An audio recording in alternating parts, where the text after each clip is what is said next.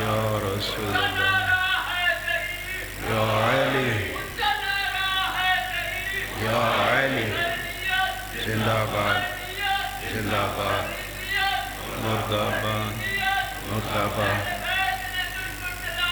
بے شمار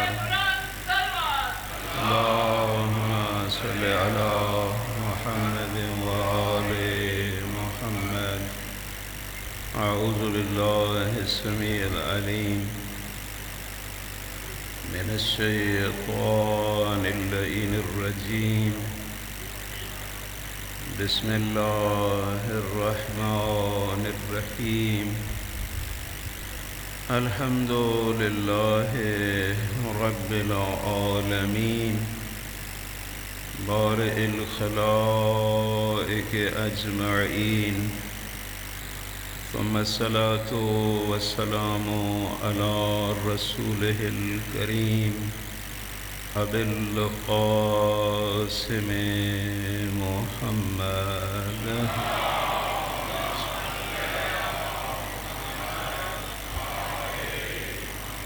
وعلى آله الطيبين الطاهرين المعصومين الذين قال الله تعالى في شانهم إنما يريد الله ليذهب عنكم الرجس أهل البيت ويطهركم تطهيرا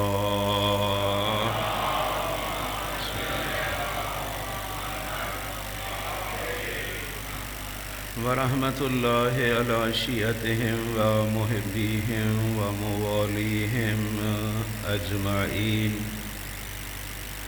ولعنة الله على أعدائهم ملعونين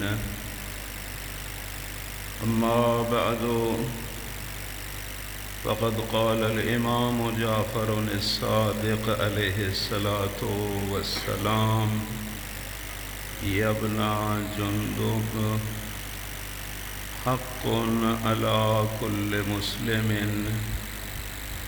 يعرفنا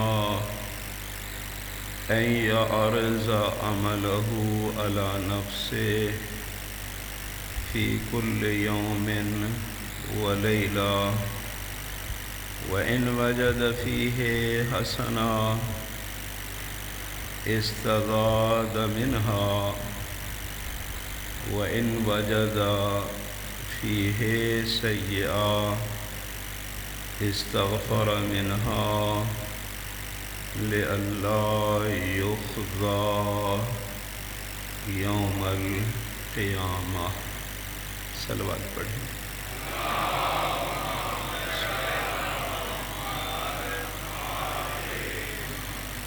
معصوم امام جعفر صادق علیہ الصلاۃ والسلام کا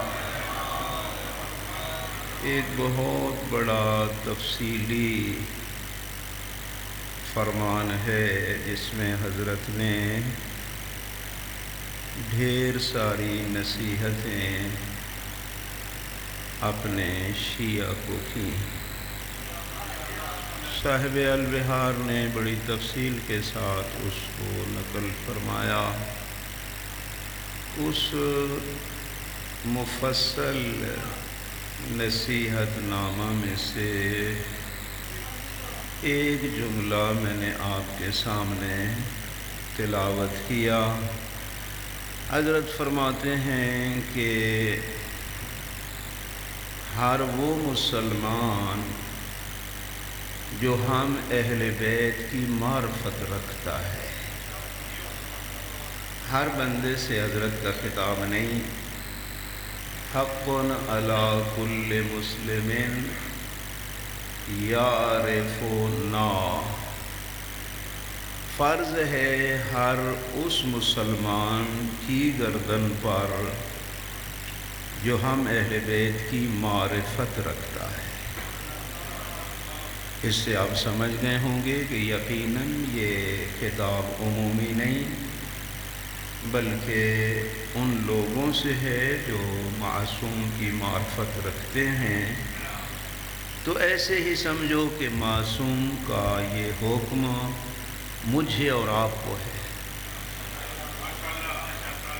کہ الحمدللہ خداوند عالم نے ہمیں اس دروازہ کی معرفت عطا کی ہے، اور اس پہ ہم جتنا فخر کر سکیں کم ہے، کہ چونکہ صراط مستقیم بھی یہی ہے، یعنی وہی دروازہ ہے نا کہ مثل اہل بیتی کمثل سفینۃ نوح من رکبها نجا ومن تخلف عنها ضل فغرق وہوا، کہ میری اہل بیت کی مثال کشتی نوح کی مانند ہے، جو سوار ہوگا وہی بچے گا نا، اور جو رہ جائے گا بس وہ غرق ہی ہو جائے گا۔ تو الحمدللہ خداوند عالم نے ہمیں یہ سعادت نصیب فرمائی۔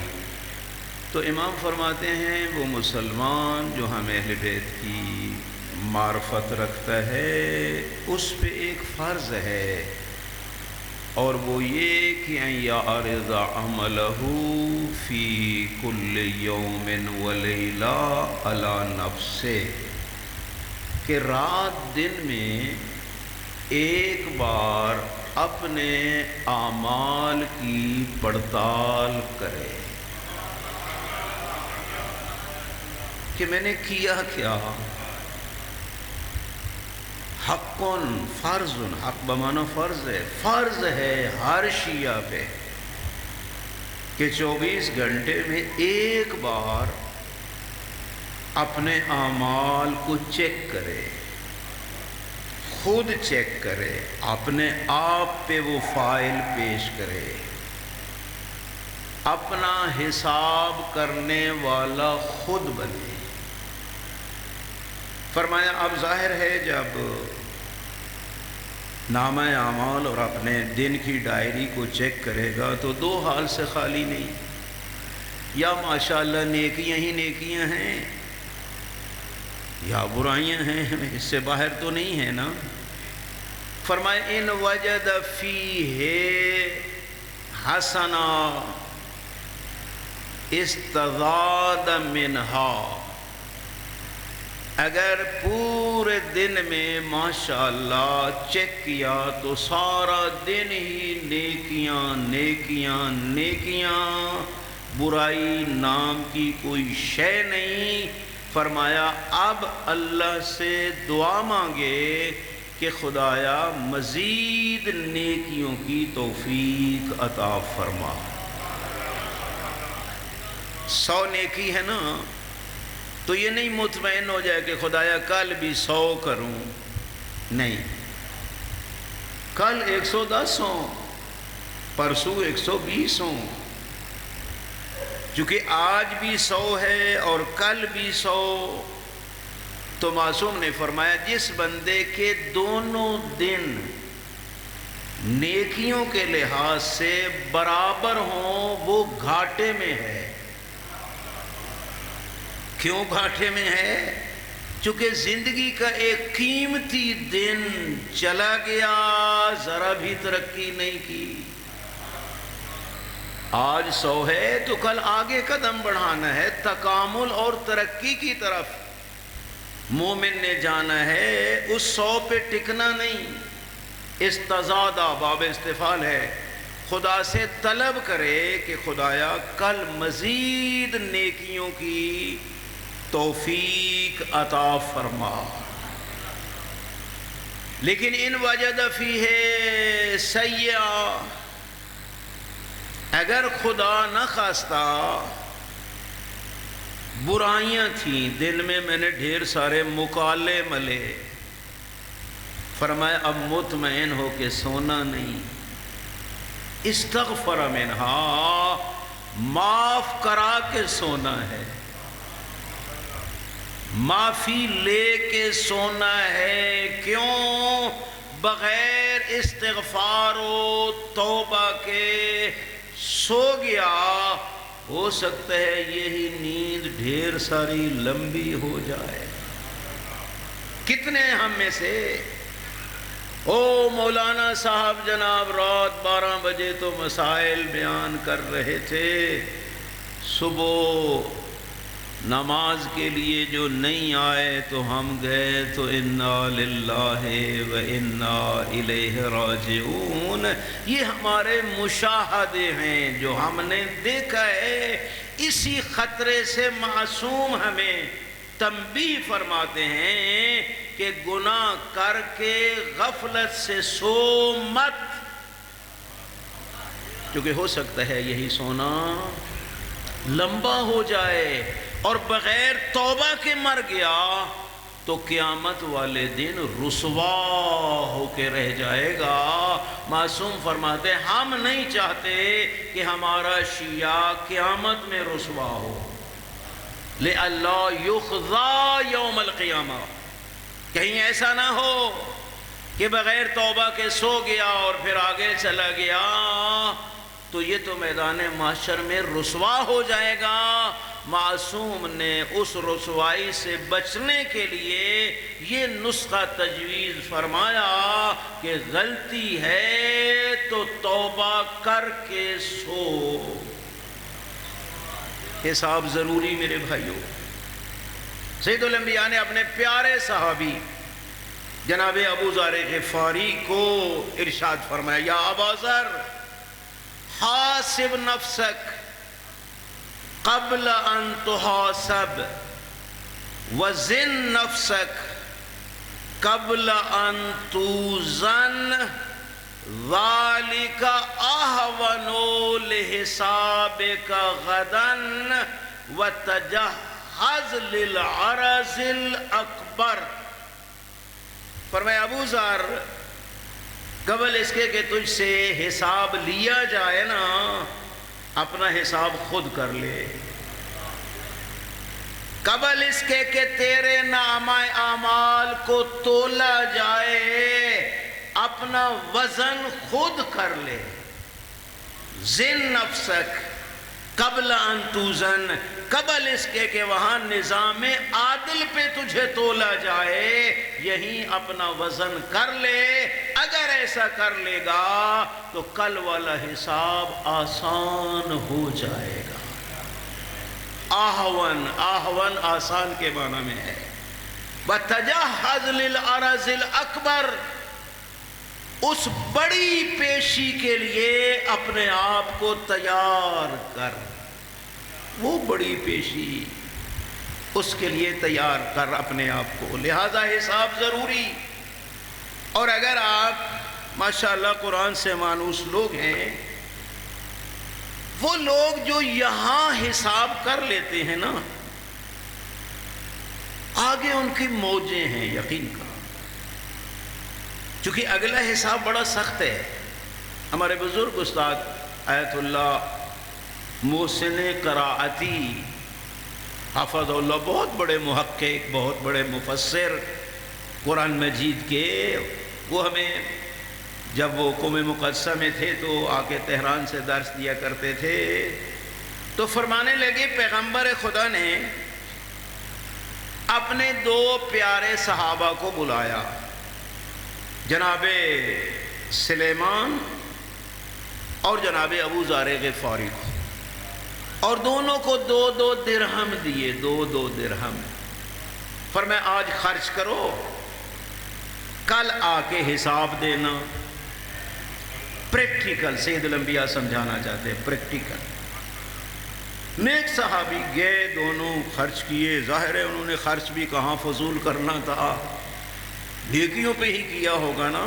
دوسرے دن آئے، بھائی حساب کے لیے تیار ہو؟ جی تیار ہیں۔ دوسرے صحابہ کو حکم دیا ایک پتھر گرم کرو۔ پتھر گرم کیا گیا۔ فرمایا ابو ذر سلیمان جوتے اتارو اور اس گرم پتھر پہ کھڑے ہو کے کل والے 2 درہم کا حساب دو۔ میرے بزرگ استاد فرما رہے تھے کہ بڑی مشکل سے 2 درہم جو کل لے گئے تھے اس کا اس پتھر پہ چڑھ کے بڑی مشکل سے حساب دیا، حضرت نے فرمایا وہ جو زمین ہوگی نا جس پہ حساب آپ نے دینا ہے وہ دنیا کی آگ سے گرم نہیں ہوگی، قہر و غضب الہی سے گرم ہوگی۔ وہاں حساب کے لیے آسانی چاہتے ہو تو حساب کر کے مرو۔ ضروری ہے میرے بھائیوں، ضروری ہے۔ عطا معصوم نے فرمایا ایک ایک سانس کا حساب ہے کہ یہ سانس اطاعت میں لی گئی یا نافرمانی خدا میں۔ صلوات پڑھ لیں آپ ذرا، اللہم صلی علی محمد وآل محمد۔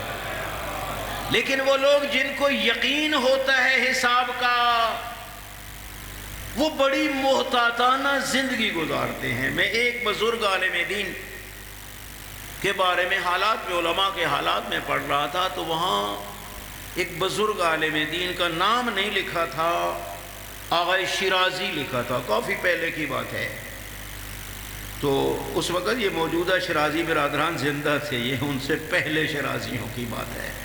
تو اس میں یہ لکھا تھا کہ ایک بزرگ عالم دین ہے، 70-80 سال اس کی عمر ہے، اس کو اپنے قریبیوں نے کہا کہ حضرت آیت اللہ، اگر آپ کو یقین ہو جائے کہ 7 دن کے بعد آپ کی موت ہے، 100% یقین ہو جائے، فرض کرو امام زمانہ نے کہہ دیا کہ بھئی مولوی 7 دن کے بعد تم مر جائے گا نا، کیونکہ امام زمانہ کے حالات میں تو ہے نا، اپنے کہتے تھے اپنے وہ قریبیوں کو میاں تیاری کر لے 6 دن کے بعد تیری وفات ہے۔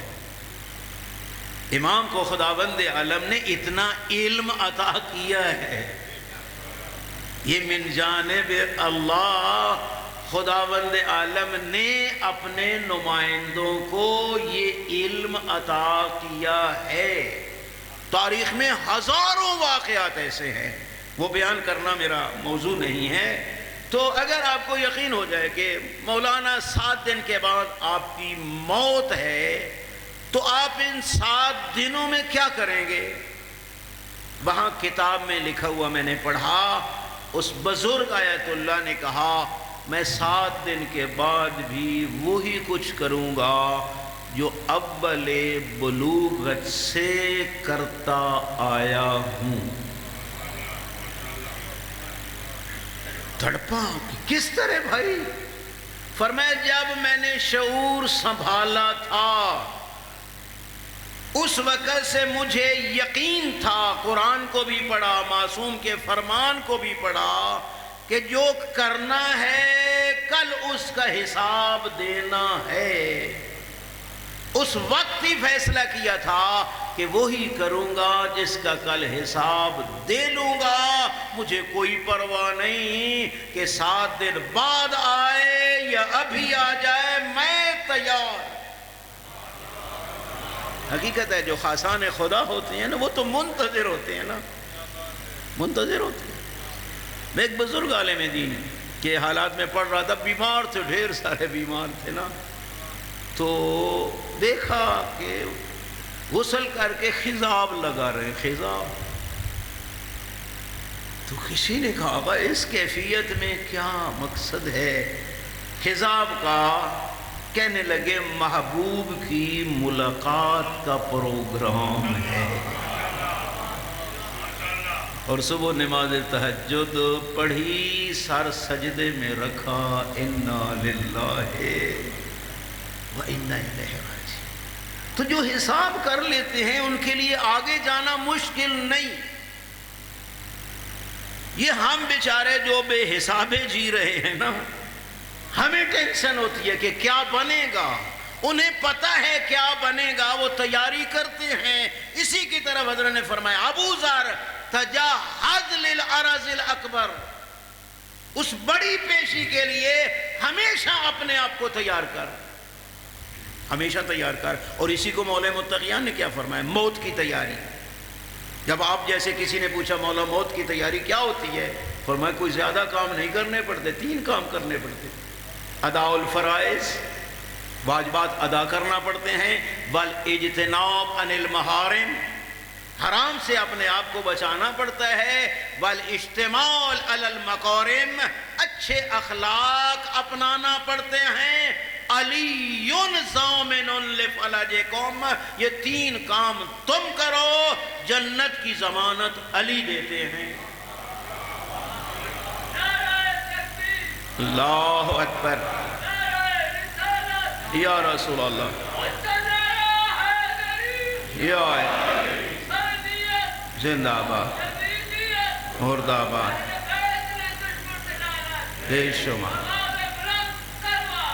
اللہم صلی علی محمد وعلی محمد۔ اور یہ بات بھی میں فخر سے عرض کر سکتا ہوں کہ دنیا کے جتنے بڑے راہبر ہیں نا، زیادہ سے زیادہ جنت میں جانے کے امیدوار ہیں، اس سے آگے نہیں۔ اپنے آپ کو یہ کہہ سکتے ہیں کہ جنت میں امید ہے چلا جاؤں، جتنا ہی بڑا راہبر ہے جنت میں جانے کے امیدوار ہیں، سوائے محمد و آل محمد علیہ السلام کے، جو اپنے ہاتھ سے دنیا میں جنت کا پروانہ لکھ کے دیتے۔ یا پڑھ لیں کتنے واقعات ایسے۔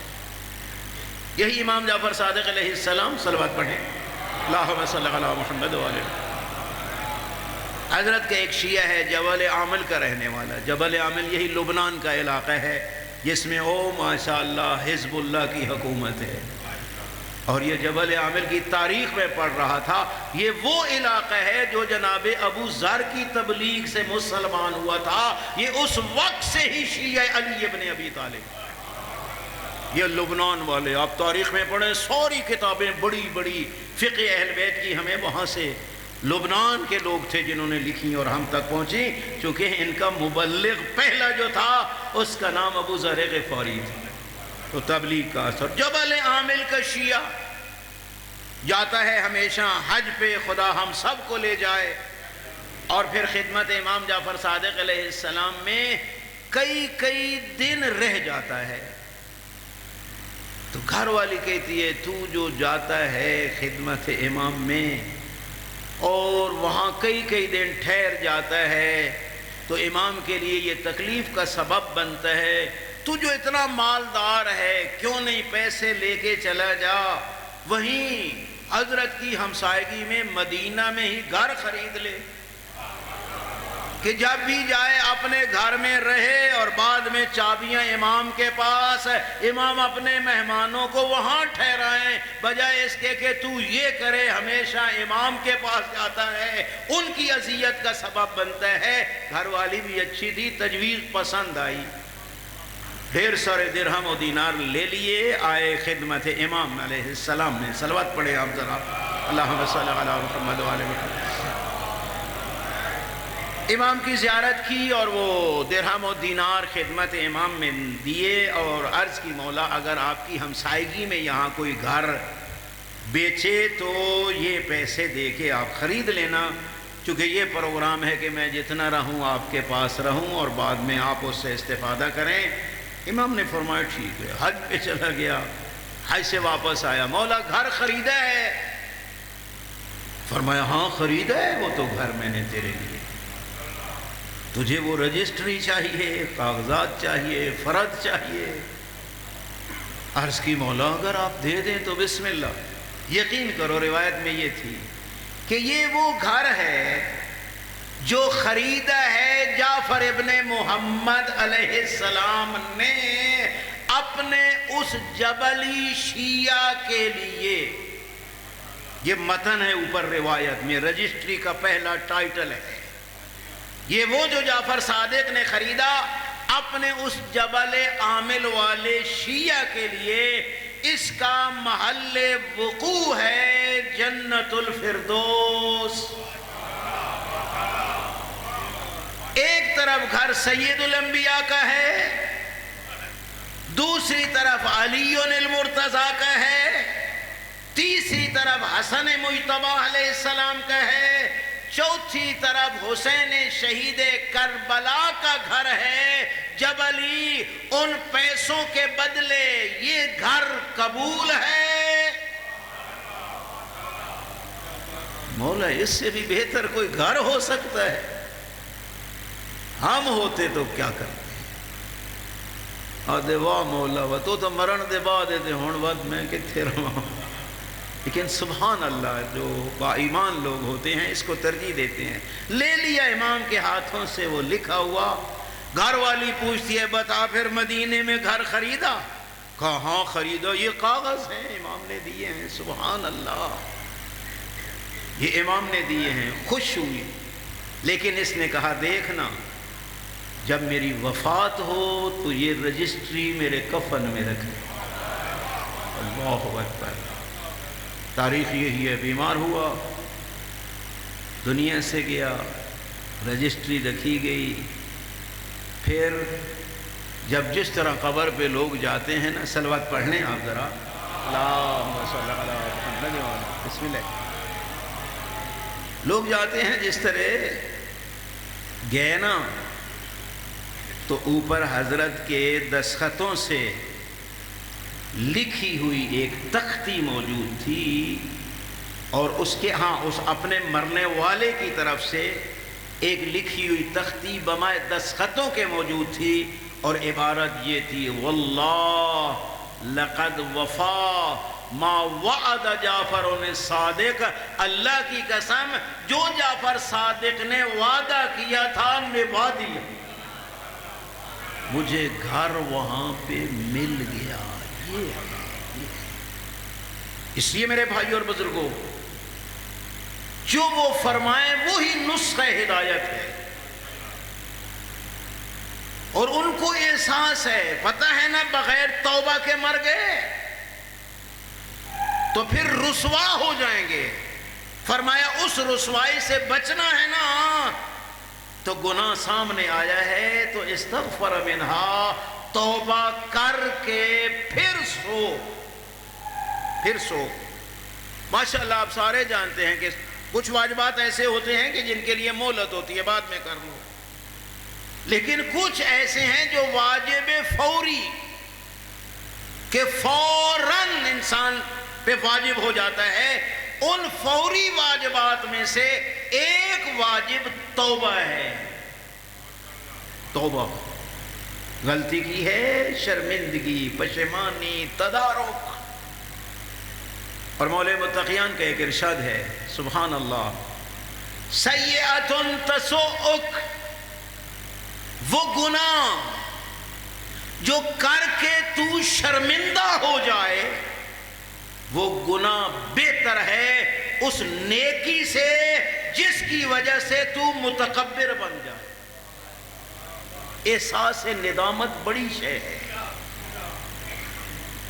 سیئۃ تسؤک خیر لک من حسنۃ تعجبک، ایسی غلطی جس کی وجہ سے تو شرمندہ ہو جائے اس نیکی سے کہیں بہتر ہے جس کے کرنے کے بعد تو چوڑا ہو جائے. اس لیے یہ شرمندگی ہی توبہ ہے. بڑا جملہ پچھلے دن میں نے سوشل میڈیا پہ ہی آیت اللہ جوادی عاملی حفظہ اللہ کا پڑھا. فرمانے لگے توبہ پہ کوئی گھنٹے نہیں لگتے، کوئی گھنٹے نہیں لگتے. توبہ ایک لحظے کا نام ہے جب گناہگار اندر سے ٹوٹ جاتا ہے. باقی جو نماز رہ گئی پڑھنی ہے، جو روزے رہ گئے بعد میں ان کی قضا کرنا ہے، یہ سارے آپ ان شرائط کو ان کو شرائط سمجھ سکتے ہیں. ورنہ توبہ تو ہو گئی جب بندہ شیطان کے راستے کو چھوڑ کے رحمان کے دروازے پہ آ گیا، اور اس پہ کوئی زیادہ ٹائم نہیں لگتا. اور آج کل وہ ایک جملہ میں نے پھر ان کا دیکھا، واقعاً یہ لوگ سبحان اللہ، انسان سوچتا ہے کہ پتہ نہیں یہ کلام ان کے ذہن میں آتا کیسے ہے. فرمانے لگے خداوند عالم کی ذات دو مقامات پہ انسان کو اپنا مہمان بناتا ہے. دو مقامات پہ، ایک ماہ رمضان میں آپ نے سنا ہے حضرت کا وہ خطبہ شعبانیہ، آپ نے یقیناً سنا ہوگا کہ دعیتم فیہ الی ضیافت اللہ، کہ تم سارے کے سارے اللہ کے مہمان ہو ماہ رمضان میں۔ ایک یہ زمانہ ہے کہ خداوند عالم بندے کو اپنا مہمان بناتا ہے اور خود میزبان بنتا ہے، اور دوسرا ہے خدا ہم سب کو حج پہ لے جائے، تو وہاں بھی آپ دیکھیں کہ حاجی کو ضیف الرحمن کہا جاتا ہے کہ یہ اللہ کا مہمان ہے، یعنی بندہ اللہ کے پاس آتا ہے، اللہ میزبان ہوتا ہے، بندہ مہمان ہوتا ہے۔ فرمانے لگے ایک وہ مورد بھی ہے کہ بندہ میزبان ہوتا ہے، خدا مہمان ہوتا ہے، اور وہ کون سا بندہ ہے جو اندر سے ٹوٹ جائے، پشیمان ہو جائے، پشیمان ہو جائے، پھر خدا اس سے محبتیں کرتا ہے، اس سے پیار کرتا ہے، اور اسی کو کہتا ہے مجھے نہ عرشوں میں ڈھونڈ نہ فرشوں میں ڈھونڈ، مجھے ڈھونڈنا ہے تو قلب مومن میں ڈھونڈ۔ وہاں ملاقات ہوگی نا، وہاں ٹوٹا ہوا دل، وہاں خدا ملتا ہے۔ موسیٰ میں بیمار ہوا تھا، تو نے میری تیمارداری تک نہیں کی۔ عرض کرنے لگے خدایا تیری ذات تو ان سب چیزوں سے بلند و بالا تر ہے، کیا مقصد ہے؟ میں نہیں سمجھ سکا۔ فرمایا میرا بندہ جو بیمار تھا، تو تیمارداری کے لیے جاتا تو مجھے وہاں پاتا، کیونکہ جب بندہ بیمار بھی ہوتا ہے تو اندر سے ٹوٹا ہوا ہوتا ہے۔ اس لیے میرے بھائیوں اور بزرگوں، عرض کرنے کا مقصد یہ ہے کہ ہو گئی غلطی فوراً استغفار، اور وہ بھی فقط زبان سے نہیں، دل سے۔ تقدس ماب، ہاتھ میں تسبیح، بلند آواز سے مولے متقیان کے سامنے استغفر اللہ ربی و اتوب الیہ۔ کچھ ہوتے ہیں ماشاءاللہ ایسے کہ پتہ چلے کہ مولانا کتنا خوبصورت استغفار پڑھ رہا ہے، بلند بلند آواز سے۔ میرے بھائی وہ ذات بلند کو بھی سن لیتی ہے، دل کے راز کو بھی سن لیتی ہے، وہاں بلندی کی اتنی ضرورت نہیں ہوتی۔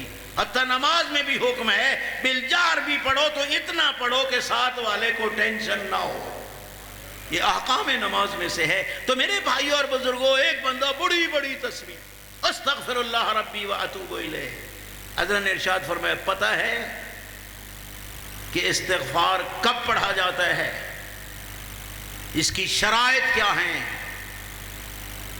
مولا مگر استغفار پڑھنے کی شرائط ہوتی ہے؟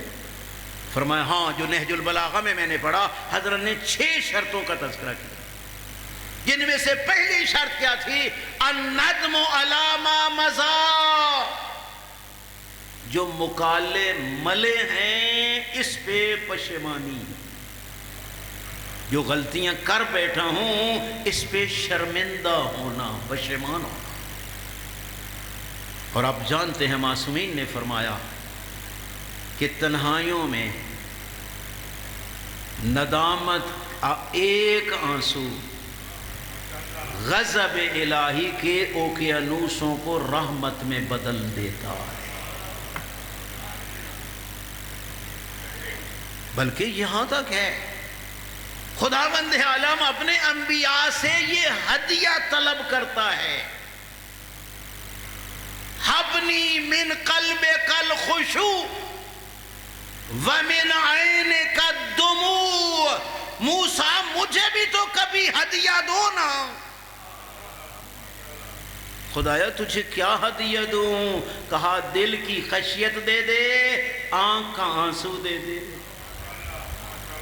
وہ جو وہاب ہے ہر ایک کو ہدیے دیتا ہے، وہ کبھی اپنے بندے سے بھی ہدیہ طلب کرتا ہے، اور وہ سب سے بڑا ہدیہ کیا ہے؟ خاشع دل اور آنسو ندامت کا۔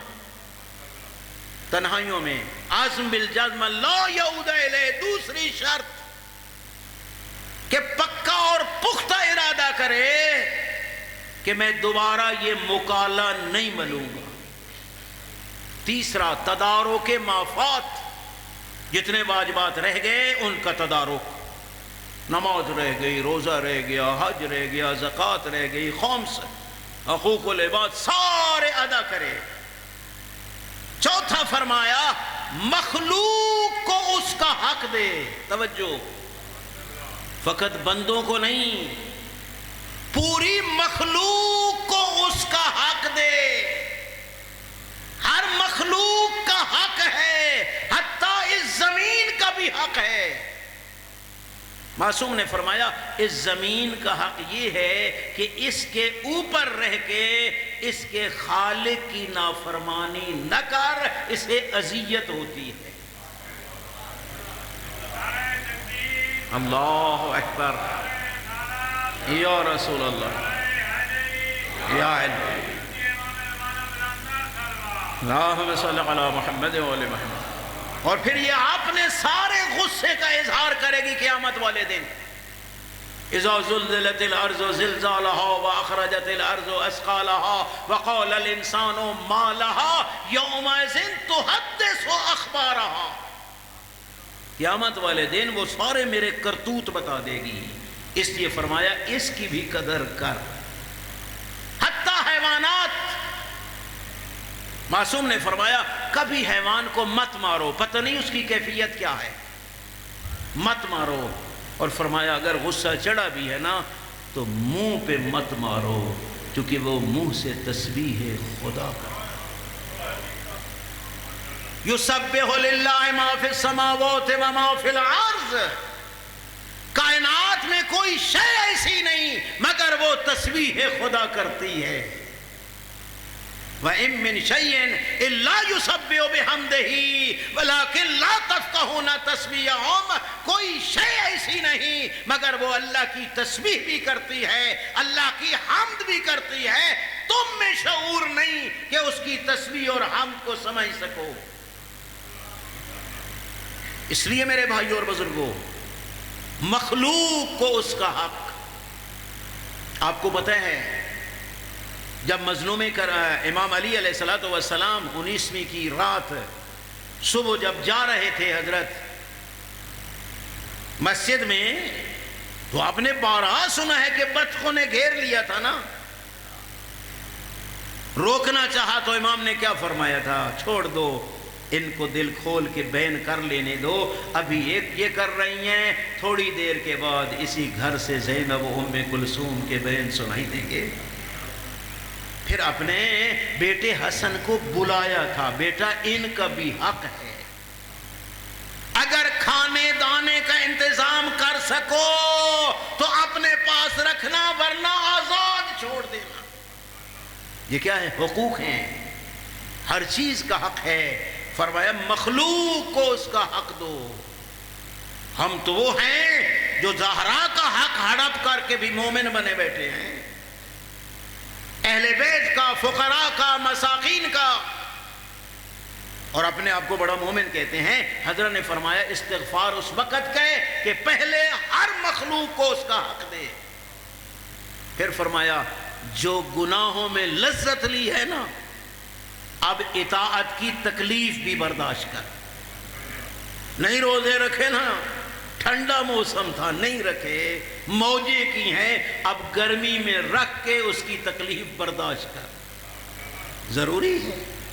آخری تو عجیب فرمایا حرام خوری سے نا مولانا صاحب تیرا بدن موٹا تازہ ہو گیا ہے، ہڈی مضبوط ہو گئی ہے، خوف خدا سے اتنا گریہ کر کہ یہ سارا حرام گوشت پگھل جائے، پھر لقمہ حلال کھا، اس کے بعد پڑھ استغفر اللہ ربی واتوب الیہ۔ اس لیے میرے بھائی اور بزرگوں، استغفار سے مراد یہ نہیں ہے کہ بس گناہ کر لیے، مومن کا حق لوٹ لیا، غیبت کر لی، گلا کر لیا، پلاٹوں پہ قبضہ کر لیا، بیوہ کی جائیداد ہڑپ کر لی، تسبیح لے کے استغفر اللہ ربی واتوب الیہ، یہ استغفار نہیں۔ ہر شے کا استغفار اس کے مطابق ہے. توہین کی ہے اس سے معذرت کر، پھر خدا سے معافی مانگ کہ میں نے تیرے بندے کی توہین کی تھی، میں نے اس کو تو راضی کر لیا ہے، خدایا تو بھی راضی ہو جا. یتیم کا حق مارا ہے، یتیم کو واپس کر، معذرت بھی کر، پھر اپنے خدا سے بھی استغفار کر. میرے بھائیو فقط کان پڑھ کے توبہ توبہ کر لینا اور 1,00,000 استغفار کا پڑھا دینا، اس سے اس یتیم کو حق اس کا نہیں ملتا. صلوات پڑھے معصوم کی ذات پہ، اللہم صلی علی محمد و آل محمد. اس لیے میرے بھائیو میں زیادہ آپ کو تنگ نہ کروں. معصوم نے کیا فرمایا کہ حق علی کل مسلم یعرفنا، ہر وہ مسلمان جو ہم اہل بیت کی معرفت رکھتا ہے اس پہ فرض ہے کہ روزانہ اپنے نامہ اعمال کی پڑتال کرے. نیکیاں ہیں تو مزید دعا مانگے اور برائیاں ہیں تو فوراً توبہ کرے. اس لیے میرے بھائیوں تیرے اور میرے پاس چانس وہی توبہ کا ہے. جب تک روح باقی ہے باب توبہ کھلا ہے. گناہگار بھی بڑے ہیں میرے بھائیوں، لیکن خدا نے توبہ کے وسیلے بھی بڑے عطا کیے ہیں. یہی کہہ دو میرے کریم اللہ تجھے واسطہ ہے حسین کی بیٹی سکینہ کی مظلومیت، مجھے معاف کر دے، میرے گناہ معاف کر دے. میں نے تاریخ میں پڑھا ہے میرے بھائیوں کہ وہ بڑی ہی پیاری تھی حسین کو یہ سکینہ. یہ تاریخ کا جملہ ہے نا. حضرت فرماتے ہیں کہ حسین کو اس گھر میں چین ہی نہیں آتا جس میں سکینہ اور رباب موجود نہ ہو. اس سے پتہ چلتا ہے کہ محبت کتنی ہے. اور پھر آپ بی بی عالم کی کیفیت دیکھیں. یہی شب عاشور جو مظلوم کربلا نے نانے کی امت سے مانگ کے لی تھی، تاریخ یہی کہتی ہے جب اصحاب سے فارغ ہو کے گئے نا حرم میں، حرم کے خیام میں گئے، جدھر جدھر حسین جاتے تھے ساتھ ساتھ سکینہ نے کہا گیا بیٹا آرام کر لو، رات ڈھل چکی ہے. رو کے کہنے لگی بابا میں نے وہ باتیں سن لی جو تو نے میری پھوپھی زینب سے، مجھے پتا ہے آج کی رات ہے تو. اور میرے بھائیوں ذرا سوچو تو صحیح. پھر آپ دیکھیں جب آخری الوداع کرنے کے لیے مظلوم کربلا آئے ہیں نا اور جناب زینب کبریٰ سلام اللہ علیہا کو وصیتیں کر رہے تھے، سکینہ سن رہی تھی. یہی جملہ کہا بابا لگتا ہے تو مرنے کے لیے جا رہا.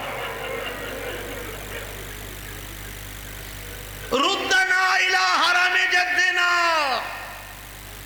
بابا اگر تو مرنے کے لیے جا رہا ہے ہمیں نانے کے حرم پہنچا کے جانا، دیکھ جنگلوں میں چھوڑ کے جا رہا ہے. اب بتاؤ بیٹیوں والے بیٹھے ہو، حسین کیا جواب دے؟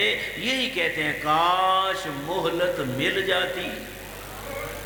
لیکن آپ دیکھیں یہی سکینہ ہے جب آئی شام غریبہ تو اس وقت کیا کیفیت ہے. جب زینب کبریٰ نے بیواؤں کو بھی سنبھالا، جلتے ہوئے خیمہ سے سجاد کو بھی لے کے آئی زینب، یتیموں کو بھی شمار کیا، دیکھا کہ سکینہ نظر ہی نہیں آ رہی.